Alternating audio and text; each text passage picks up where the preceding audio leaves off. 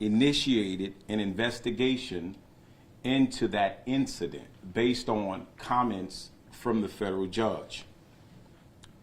In the midst of that investigation, we learned of another incident which occurred on February the 1st, 2017.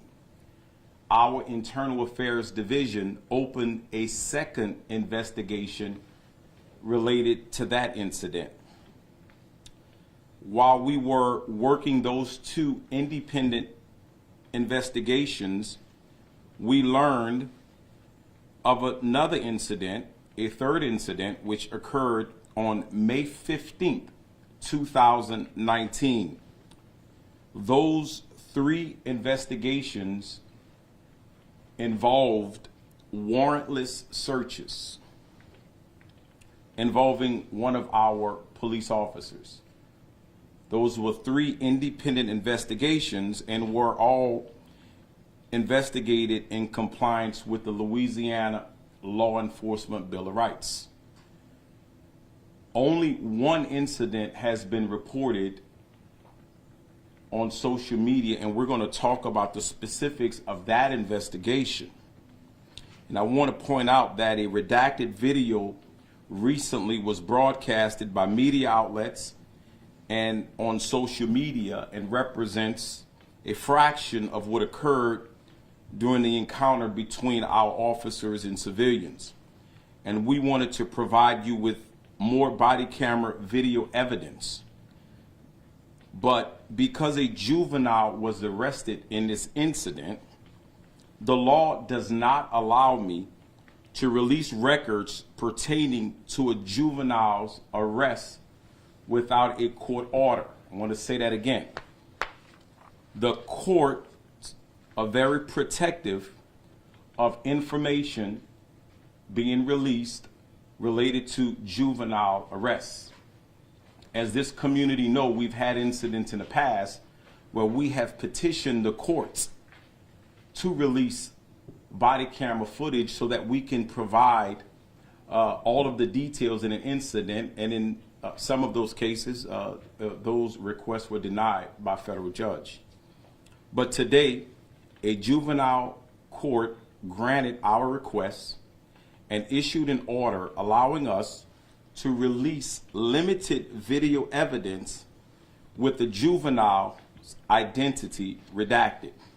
I'm going to ask Deputy Chief Myron Daniels to come up and speak, but let me say this. As we were trying to prepare for this, we've had some technical difficulties, specifically with our internet access and accessing our system to access the cameras, and some of the video evidence that we were going to provide is not available to us right now, but will be released when we can. But we intended on releasing that, but we will release what the judge allowed us to release today. Myron? Yes, sir. Thank you, Chief. Good afternoon, all. As the Chief said, my name is Myron Daniels. I'm the Chief of Staff here at the Baton Rouge Police Department. I'm going to give you a brief overview and of the incident, as well as a sequence of events. The incident that we're here to discuss actually occurred January 1st of 2020. During that incident, an officer initiated a traffic stop based off of what he described as suspicious driving. That suspicious driving was the driver signaling to turn one direction, observed the officer traveling in that direction, and immediately made a turn in the opposite direction. That, coupled with an unrestrained child being seated in the front seat of the vehicle in the lap of a passenger, the officer used that as his probable cause to initiate the traffic stop. The stop was initiated. It was initiated in the area of East Brookstown and Byron Street. Upon contacting the driver, that officer stated he could smell a very distinct odor of marijuana emitting from her, as well as the vehicle. Based on those suspicions during the investigation, the vehicle was searched, marijuana was located, as well as boxes of bullets for a 9mm handgun, as well as a .223 rifle. After the discovery of those items inside, subsequently to that, the passengers, the adult male passenger, was patted down to see if there was any contraband on his person. During that pat down, the officer actually describes that he felt in the front groin area a hard metal bulge.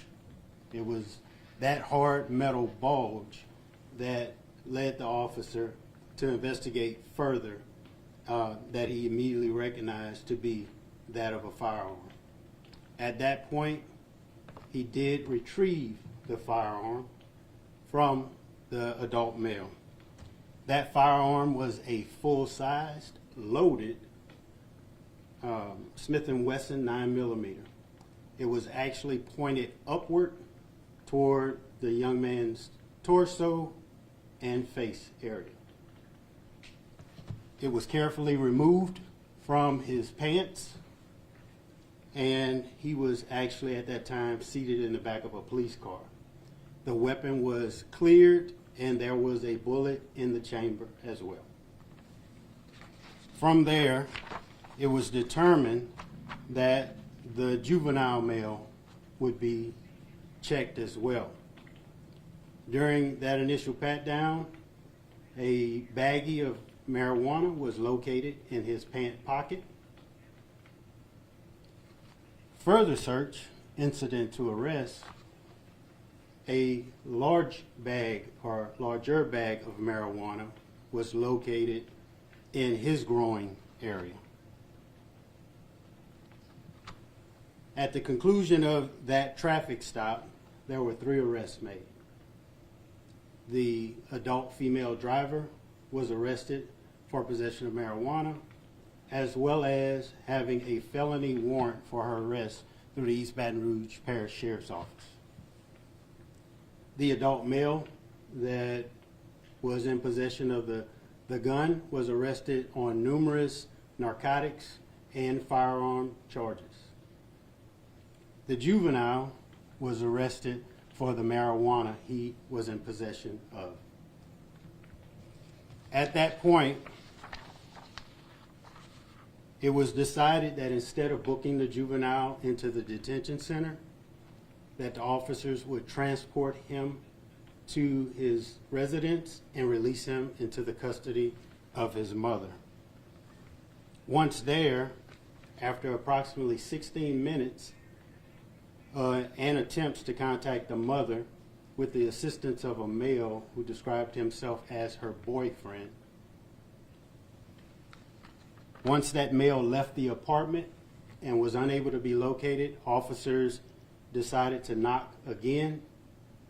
And as I stated, after a total of 16 minutes, officers did enter that apartment. This was done without a warrant. According to the supervisor in this case, which is the officer that I've been speaking of, this was done on the premise of conducting a welfare check to ensure that the mother, as well as a child or children who was previously heard inside of the residence, were okay. As they entered the apartment, within 15 to 20 seconds, they actually came in contact with the mother. She was inside the residence. From there, there was discussion as well as convincing of the mother to allow the officers to check the rest of the house, meaning the bedroom of the those that were in custody. This was done. Body cameras were activated during this process, and they located in the closet a AR-15 assault rifle as well as a shotgun with a pistol grip. I will make mention that no one was charged in connection with those two firearms that were located. After that case ended, and like I said, the juvenile was released to his mother, the adult was booked into parish prison along with the female driver. Again, on November the 20th of 2020, a motion to suppress hearing was held in federal court. On December the 29th, 2020, the judge issued an order in that case to dismiss all the charges. In that same order, that judge noted great concern over what he described as, and I quote, troubling at best. His concerns were dealing with the validity of the traffic stop, the unjustifiable warrantless search, and questionable testimony in court. On December 31st of 2020, I was actually contacted relative to the actions and testimony of the BRPD officer that occurred in federal court. That same day, I notified the Internal Affairs Commander to initiate an investigation based on the allegations. The case was assigned once they returned from the holidays, and the investigation was completed. As you heard the chief state, that other investigations came about based on that same investigation. On April 29th of 2021, there was a Laudermill hearing held in the case that I am describing. Laudermill hearing is a pre-disciplinary hearing. During that hearing, the chief did find that there were violations that had occurred to our policy, and he sustained those policy violations. Those policy violations was conduct unbecoming an officer, violation of the Baton Rouge Police Department's body-worn camera policy, as well as carrying out orders in regards to warrantless searches. And since that time, we are still in the process of completing that required piece by law. With that, I will go ahead and show the videos. Again, our internet is down, so I'll be working off of a laptop and a Wi-Fi.